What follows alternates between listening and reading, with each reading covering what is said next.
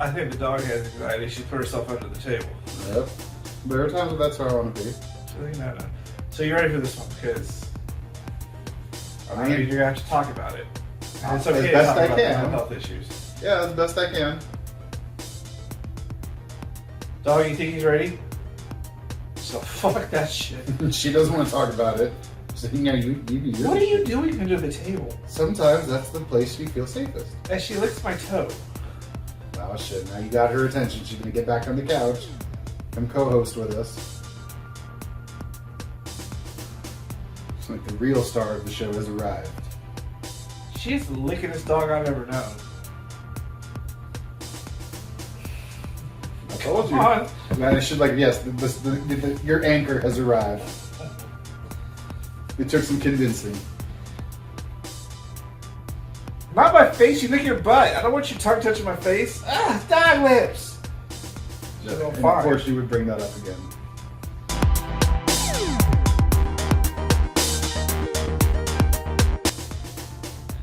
Hey everyone, welcome to So I Married a Geek.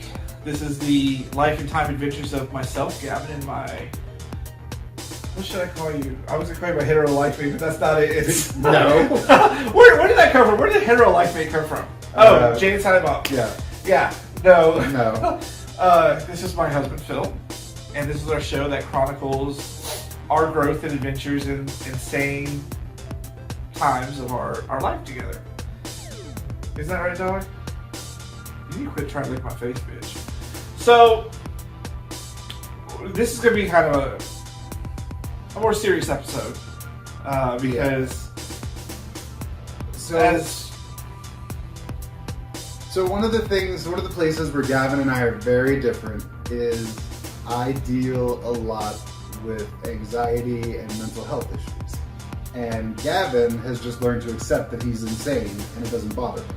I had a doctor once, because I was on antidepressants and stuff. He was like, it drove me crazy that I was on them. And he goes, well, if you're smart enough to know better, you're smart enough to get over it. And so that's how I approached everything. And which I think is the craziest shit ever. And I remember being arrogant when I first met Gavin, and he told me that. I was like, I'm one of the smartest people you're ever going to meet, and I'm in therapy. But I don't think your therapy is doing anything for you. Therapy is supposed to make you to the point where you don't have to go anymore. You've been going for like 20 years. I've been going for about 10 years, and therapy doesn't make it so that you never have a problem again. Therapy is how you deal with shit, but it doesn't should mean be giving it goes you away. the tools so you can handle this, so you don't have to keep paying somebody to do it. But see, that's how mental health works. And this is how we see things very differently. Is I don't know how to deal with that aspect very well. Like I don't know how to deal with it either. There are some times where you just, like with my anxiety, where it's so bad, you just it feels like you have to jump out of your own skin. Like that's the best way I can think to describe it is when my anxiety is really bad, I feel like I just have to jump out of my own skin, which is not possible. So then it's like, well, what do I do? What are the coping mechanisms? And I try different things, and it's gotten better. It gets better, and then it gets bad again, and then it gets better. But see, it wasn't always like this. And No. It was the anniversary of Mona's death that really kind of triggered a whole steamroll of things. And it's been about 3 months. So I met Gavin, our 7th anniversary is coming up, so we've been together for 7 years. And 2 weeks after I met him, my mom was diagnosed with cancer. And my mom died this October, later this month will be 5 years since she died. But ever since my mom died, it's just been a roll every year of at least one, if not 2, 3, 4 people in our family is dying. And when my sister died last year, she died the day before her 32nd birthday. And that just, it was tragic. It was sudden. It came out of nowhere. It broke me. But I've been working on trying to put myself back together in a context of who am I without my sister, without my mom. And that's the hardest part. Because we were kind of our family was kind of a hive mind collective. My mother wanted us to be like that. I guess maybe that's why I'm kind of crazy. But that it is one of the places where Gavin and I, we have a hard time communicating about my mental health issues because it's hard to talk about them at all. Even with my therapist, even with my psychiatrist, it's hard to talk about it. And then I talk to you about it. And the funny thing is, Gavin always gives me the same response that I get from the professionals in my life. Except they give it to me in professional speak, and Gavin gives it to me in, bitch, shut the fuck up, here's what you need to do speak. It's the same thing. You should just start paying me $200 an hour. I don't pay anybody that much money, but yeah. But it's one of those places where since he doesn't deal with it, he doesn't know what it's like. And if you do deal with it... I do deal with things. I deal with them very differently, though. I don't let things stop me. Like, I have a period of mourning, like when my aunt died. It was a couple days, and then it was like, you know what? Life goes on. Let's celebrate and move on. Same thing with my mom. Same thing with everything else that happened around here. When they found Mona on the porch, I had to be the rock that day. I got maybe an hour of just actual mourning, and then it happened a couple days later. But it was a point where I was like, I have to be there to be stable, to get everybody through it, to be what they need to be. I was there with you like that with your mom. And you're like that with my mom. But the thing is I can let things go a lot easier. I know death is a part of life. It's going to happen. I'm not afraid of it. I'm really sad when people go, but I'm not going to mourn for the rest of my life. That's not what anybody wants us to do. So when we hit this point of, like, Phil can't even go outside. Today he had an absolute shaking fit about leaving the house. And I don't understand it. So when all of this started, I told him, look, I don't know what I can do for you except just be here. I don't understand everything you're going through. I can't even comprehend. To me, it's like, if I got to get out of the house, I've got to get out of the house. I don't have time to sit here and be like, To me, it's got to be done. You just have to get out of the house and go. And there was a time when I was like that, but after my mom and sister died, that was really, especially once my sister died, it was a lot harder to deal with everything the same way that I used to deal with things. And the part of me was like, well, shouldn't you have known who you were when you found me? Like, you shouldn't have to be somebody new because you lost a family member. Yeah, but losing your mom and your sister, and with like not even 5 years, because this is 5 years since my mom died. So I lost them within 4 years of each other. It just everything in my life changed the day she died, and except you, I've always had you there, and you haven't known how to. Honestly, your response is the best response you can give me. Just knowing that you're there for me is all I can do. But to be completely transparent, I liked Mona. I loved her. I didn't like living with her. So we had our problems. And I think part of since she died, part of the anger has come from, well, you just never liked her. No, I loved Mona. I just did not like living with her. I didn't like the fact that I don't feel she respected you. I don't feel she respected you. We've talked about this before. She was a very different character, and you two were so intertwined that it almost broke us, y'all. Like, they got to the point where I could not take it anymore. Because, I didn't understand the fights he was having. He didn't understand the fights I was having. And we just weren't communicating right because there was always something there. And so, yeah, it's been different without Mona around. But I've also have to deal with the fact that Phil lost a big part of himself. And I lost Phil for months after Mona died. He shut down for at least 2 months. He wasn't here. He didn't do anything. Physically here, but He was not here, y'all. I lost him for 2 months. That was the hardest 2 months I've ever had to go through. And so we did this thing last year where we wrote memories each week. And a lot of my memories from those were from that 6 months about how sad of a time it was. And it was really hard to read and take into effect. And there was some anger and there was some understanding, but we both had the same type of feelings during that time. Like, he thought I wasn't here for him, and I thought he wasn't here for me, but we actually were. So we got through it. Because the communication just kind of fixed itself. I had to learn it's okay to talk about these mental health issues, because I have some of my own. But I never talked about them. I never talked about the problems my body was having for years. So I'd always find excuses for it, like not showing up places or saying, oh, I'm tired or whatever. It's because I didn't want to talk about the fact that my body doesn't seem to digest anything and that it's just gross all the time. And now I know what is causing it. And I wouldn't even tell a doctor for the longest time. I have a really good friend that's a doctor, and I didn't tell her shit. Because I'm not telling her. Because that's how we were in my family. We didn't talk to each other. We loved each other, but we didn't talk to each other. You just deal with it. That's what you do. You deal. And so my whole time has just been dealing with it. And so it's been really stressful trying to figure out how do I deal with this because there's no way to deal with this. I'm still trying to figure out how to deal with it day to day. And, you know, something's happened and everything came to a head and there's a reality. And the reality is there has to be a way to deal with it. And like I said, I think a therapist should be giving you tools so that you can learn to do these on your own. Especially if I'm telling you the same things a therapist or a psychiatrist is telling you, only I'm putting it like, bitch, get the fuck over it. Like, I mean, they're not telling you to just get over it. He is trying to give you tools. They are trying to give you tools to get over it. I'm but like, go to the mailbox. Easy. Make a goal a day. Start, you know, doing things. Get it moving around. Like, do things. And it got to the point where it's like, well, it's either I'm this professional me or I'm artist me. You can't have both. Well, why can't I? Why can't you be both? Everyone has both. You have your work day and then you come home like what we do. I go to work every day at a shitty job that fucking drains me because it's awful, but it's a job. I get to come home to you and make this fun thing with us and all the people I know. We get to do all these fun shows. And we do it because we have fun. There's a balance. It's not all or nothing. And there was a time where it's like, it's all or nothing.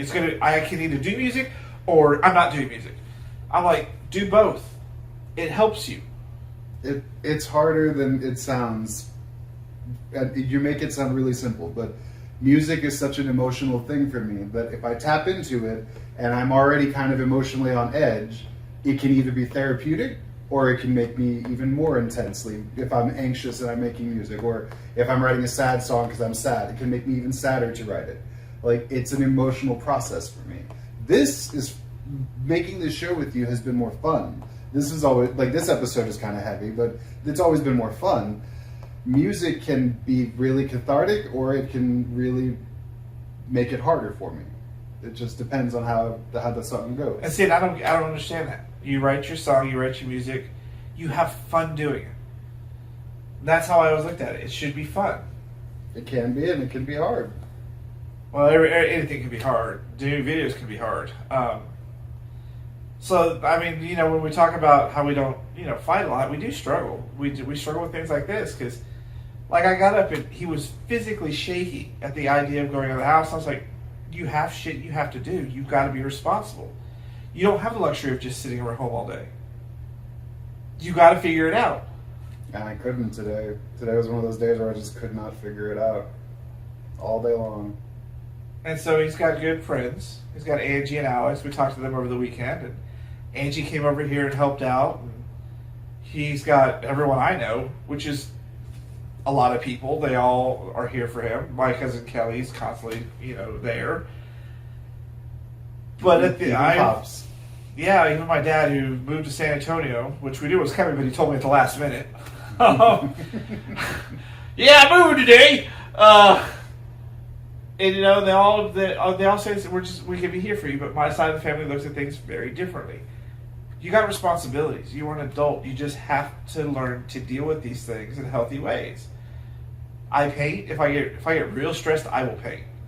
I will go tinker, make stuff. I will do things. Sometimes I just shut down and play a video game. But if I'm super, super stressed, I will paint. It's the one thing that I can do that just alleviates things. I have a stack of canvases that I have a project for, but I just haven't been stressed enough to do it. No, this sounds really sad. Yeah, you're making your mental health sound like peachy rosy keen. Like I said, you've just learned to accept the bats in your head. I've learned to accept them, and I understand that they're not going to stop me. I still have shit I have to do every day. I can't just say no and go cover under a blanket because that's not solving me facing these fears. It's not solving getting things done that need to get done. And that's how I've been my whole life. So that's been the stress, is how I deal with it. Like, just do it. And he's like, no, I can't. But I used to be that. Like I said, you know, I'm not going to talk about my work history and my past, but you know, I have been that you do whatever it takes. And then my sister died, and it got a lot harder to do whatever it took all the time. But see, my mind says why. You and I are a unit. You and your sister were a unit. But not the same type of unit we were. No. I didn't know that your identity was tied into your identity with your sister for so long. And my family in general. That's why I was talking about this being like the hive mind. Yeah, we've talked about that recently, the hive mind aspect. We've only talked about that recently. That's the problem I had, is I didn't understand why that derailed people so much. Like, I understand losing, like, your wife or a child and acting that way. Family members to a second degree, a dog to the third degree, maybe. You were here when my other dogs died, dude. You remember I lost my shit over that? But you were fine a day later. Yeah, but I had my mom and sister too. They were both alive at the time. But that's the same thing. You had me, and you just disappeared for 2 months. When Mona died, it was just too much. It just all got to be too much. And that's how we've gotten to the stressed place we are today. And I'm hoping that maybe by Christmas you'll be okay. At least to the point where you'll be better off than you are now. But my problem is that I don't see that coming, because your therapist talks to you, and I don't see how that's really moving anything forward. You're on pills, which everyone puts you on pills. That's no fun. I'm sad. I'm sad for you. Maybe we don't use this one. We're using this one. This is just so heavy. It's okay. There will be heavy episodes, y'all. But the thing is, at the end of the day, we're still here for each other. I know when he's going to need a hug in the morning, he'll come and like scuttle around the corners. And then he has times where he's perfectly fine. And I know that he used to curl his hair, but now he doesn't have hair to curl anymore. Yeah, that's why you wanted me to cut all my hair off. Now I've realized your trick. So it may sound bad, but at the end of the day, we're dealing. We're dealing. I'm learning more about expressing that thing and trying to understand more about what's going on. And he's learning that I'm just fucked up to say get over it. And sometimes it's just what you have to do. Is that right, dog? She don't fucking know. She's as neurotic as it is. She's crazy as I am. She does this thing that I call clever girling at the fence. Because you remember in Jurassic Park when Muldoon's hunting the raptor, you see the eye? She'll put her eye through like the hole in the fence and just stand there real still till something moves and then chase it. Clever girling. I was like, when I started doing it the first time, what the hell are you doing? Watch go. Yeah, she won't bite you, but she'll bite me. Nope, no bites. Go get him. Go get him. Nope, she's just gonna gnaw on you. She gums me. That's all she does. So yeah, we do serious episodes from time to time. This is one of them. Just know that mental health is something that you need to talk to your partner about and understand. Yeah. Don't hide it behind. Don't be embarrassed about it. If you learn anything, don't be embarrassed about it. I could have been a lot better a long time ago, but I was embarrassed because, you're not perfect. None of us are perfect. The dog's not perfect. She's licking my fucking thumb. It's her sandpaper tongue that she licks her butt with. You're the one letting her. I can't stop her. She licks me all the time. And I made the mistake of telling Harley Jill how she likes to drive-by lick my dick. Like, she'll just quickly flip that tongue out and lick it. You've seen her do it. Yeah, but I don't know what that has to do with this episode. And so they decided to start putting candy all over my body, so they'll try to see her lick my everything. That's how it ties in. That's how it ties in, because they're crazy too. So, say bye, pups. Say this is it. This is it for this episode of Story American Geek. Thank you for watching me listen to their stupid ass stories. They make no sense because that hat is ugly. Which we haven't done the Fedora episode yet, but we will get it done because he doesn't know where the Fedora is. I still say there's foul play afoot. So we will do a Fedora reveal episode. So anyways, thank you guys for watching. Comment, share, like it, send us questions you want us to answer. We do Ask Us Anything episodes. And just keep the love going. And build your relationship on better grounds. And be happy. Because I'm going to talk about why I'm so happy in this relationship in the next episode. And it's completely because it's a gay relationship. I'm not even going to lie.